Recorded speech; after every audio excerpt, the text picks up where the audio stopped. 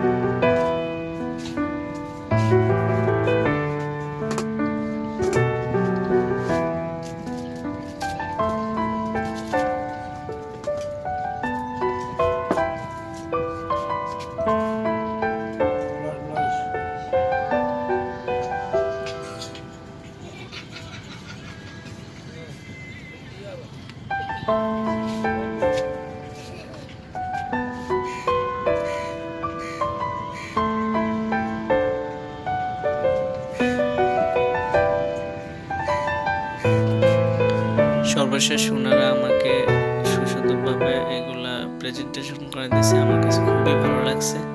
আপনারা চাইলে সমুদ্রে আসলে অবশ্যই রেসিপিটি টেস্ট করে যেতে পারবেন, দেখবেন অবশ্যই ভালো।